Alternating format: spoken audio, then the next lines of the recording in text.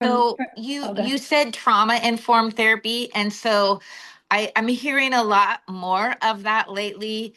People talking about trauma-informed therapists. Is What is the difference between, like, just to clarify, a trauma-informed therapist and what you do? Would you consider yourself a trauma-informed therapist? Yes. I mean, you have to take um certain CEUs or conferences or you have to go and get specialized training on that so you can be a trauma informed therapist. So basically, you're looking to go, okay, what's the other piece that I do is internal family systems. It's parts work Mhm. where which is a trauma informed therapy. It's where you're trying, you understand splitting occurs internally with people when there's pain. And so we work towards integrating and being whole and allowing that client to feel safe emotionally to grieve whatever pain that they haven't grieved and move through it.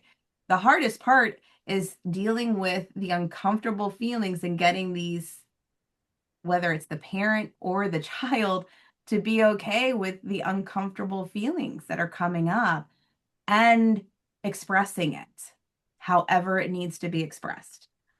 And so that's the challenge, is that invitation of let it out. Don't hang on to it. Let's move through it. Let's see what happens, or let's see what comes up as you're moving through it. And so trauma informed, it's training, it's educating yourself and what that is, what that looks like, how to be sensitive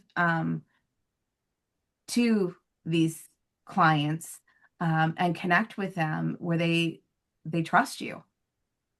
Is it true to say all good attachment therapists are trauma informed, but not all trauma informed therapists are attachment therapists? That's correct. Yes, for sure. Okay. Yeah. And Yeah. then also the internal family systems model seems to also be growing in popularity as well. Well, because it's effective. It's Okay. growing in popularity because so many other therapists are seeing this is where behaviors are rooted in. It's not Mhm. usually this conscious thing like, oh, yeah, I want to lie every single day. It's this unconscious habit that forms for survival at a very young age, typically.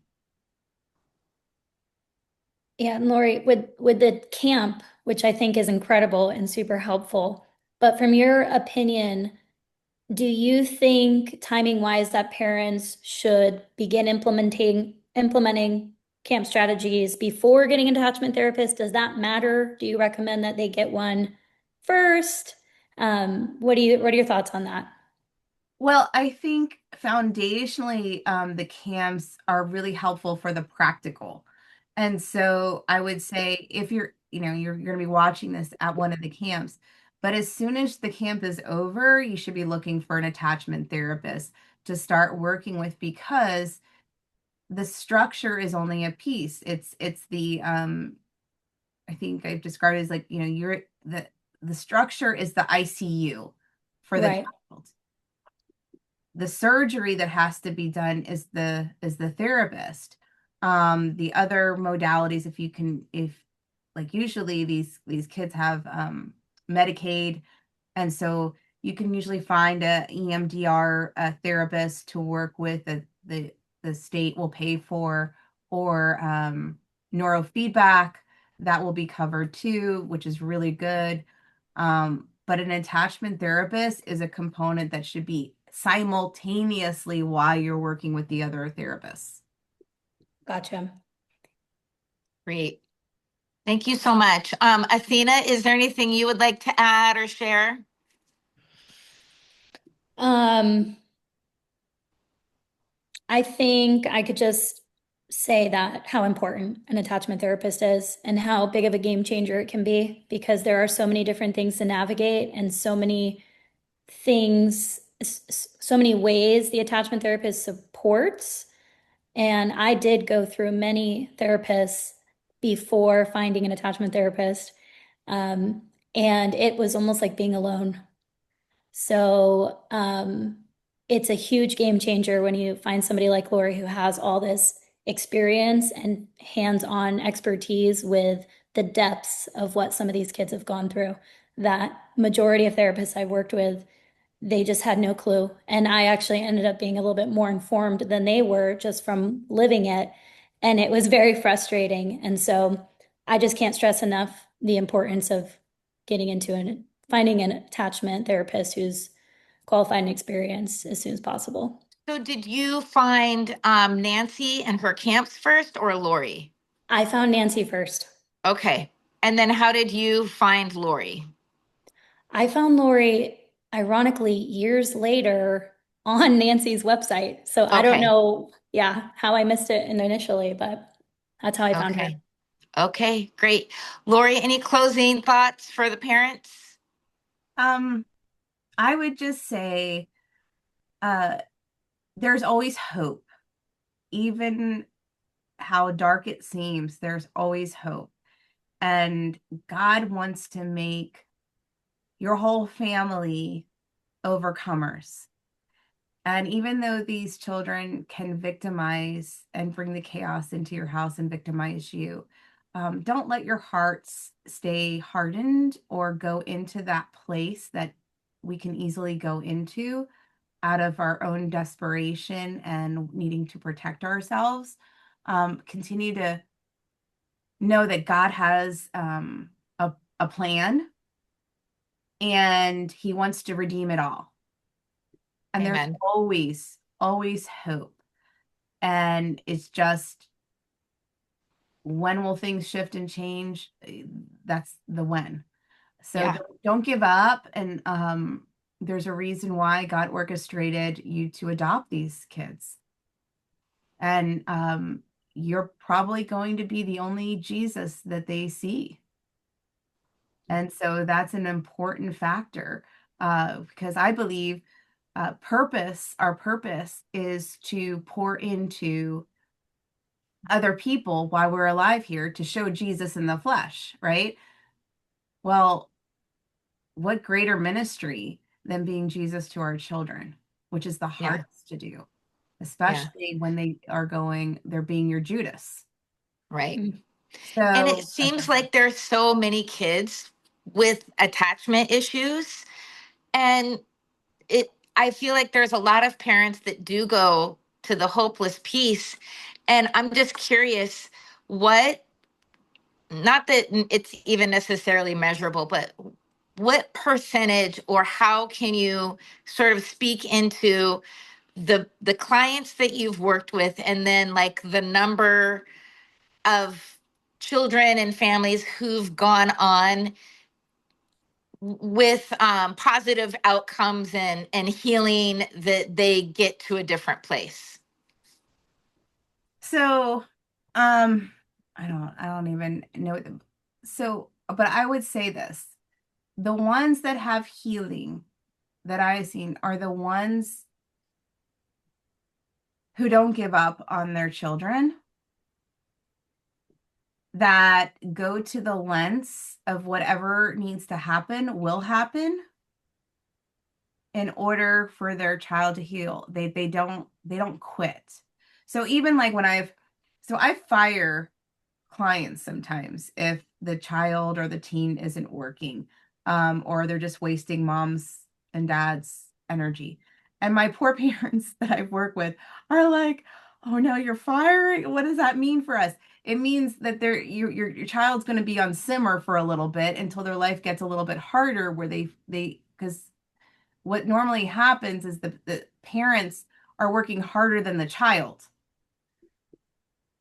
Usually when I fire a child is where I've tried to get them bought into the process enough, and they just are going, there is no way in this world I'm going into that sea of sadness that you want me to go to, or that anger, because I know that anger goes into the sea of sadness where they're quick enough to figure that out, to go, so no, and they put on the brakes to it. And that's after some time. But they never quit. and they keep holding the structure and the nurturing until the child or teen starts going, my parents are not giving up on me. And they feel more emotionally safe to go into those hard places because they don't like Yeah. one, not having the privileges, because the privileges, Hmm. not earning anything. They're sort of like on hold, but it's affecting other areas of their life, usually school or something else. And so when that happens, that's when they get more bought into it. Then they come back, all right, I'm ready to go into that. And then Right. they get deeper healing. Some of my longer clients that I've worked with, and I also that are that have been on the severe end, where a sibling has been a predator, along with the birth family has been a predator. That's been one, I think was like 8 years.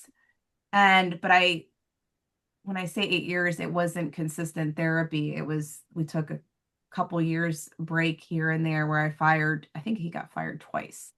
Um, but ultimately, that young man changed, Hmm. and the parents didn't know what to do when he did change because they were still waiting for the rug to get pulled out. But it's the transformation when they do change, it's mind-boggling. Because what you always want, you don't believe you ever have, but when you get it, you're like, is this too good to be true? Yeah, I remember being in that place and I would always ask you, but how are we going to know if my daughter changes? And you're just like, we'll know it when we see it. And I'm like, but will we?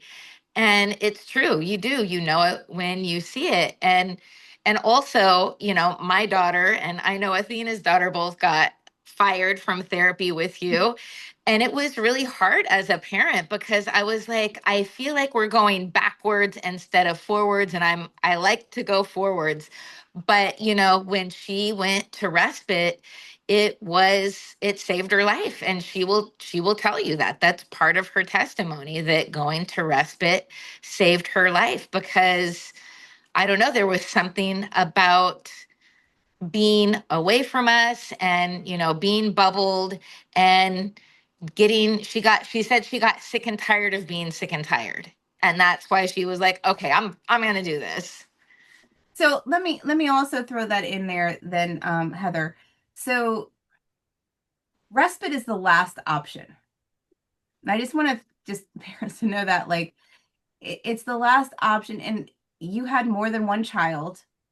Um, and it's you we want these kids to practice in your house with you. We want you all to simultaneously get there. Um, so we want that to happen more often in your house than not, because that's where they're going to heal. So that's one thing. The second part that I would say about these kids, in respite, and when they go, we want to be cautious because it does create a trauma response to some degree. And we Mhm. don't want to re-traumatize these kids. So we always blanket it in, um, who's a forever parent that always comes back for you, where they don't ever question, are they ever going to return back to you, or are you going to give up on them? So that's huge.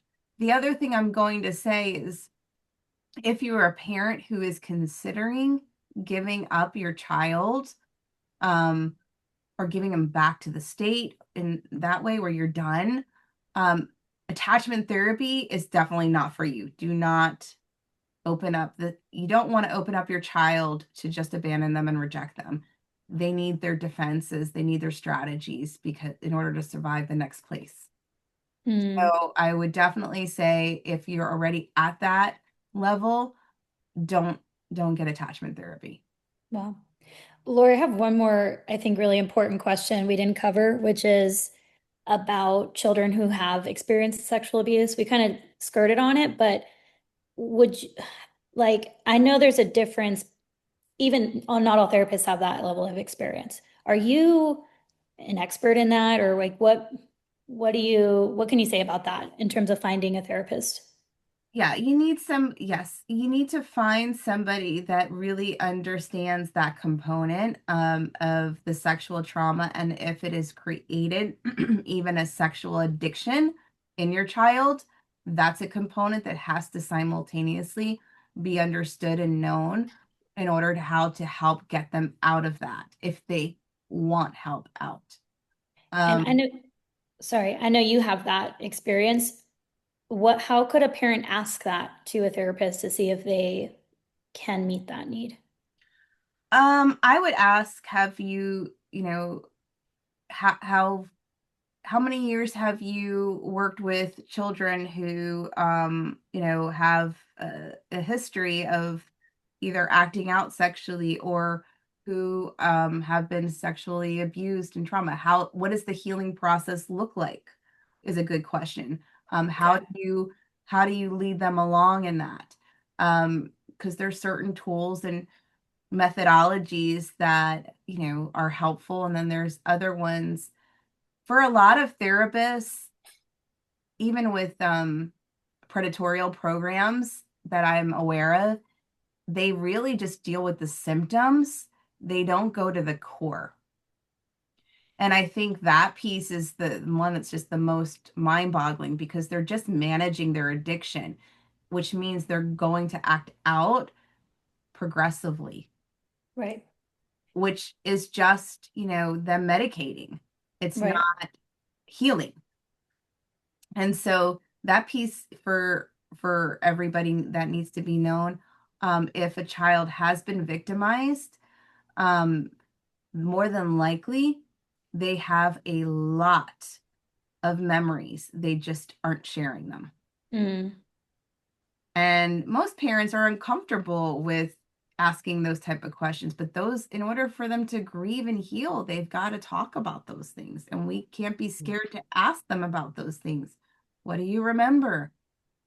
What are you feeling right now? I don't want to talk about it. Well, tell me about that feeling Yeah.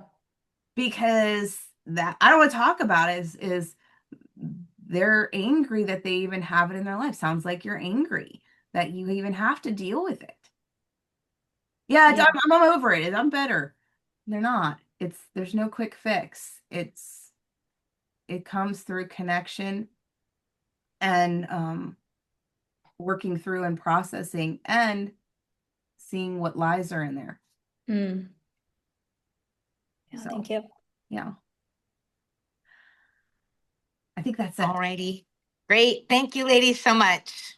Thank you. Thanks so much, Lori. Okay.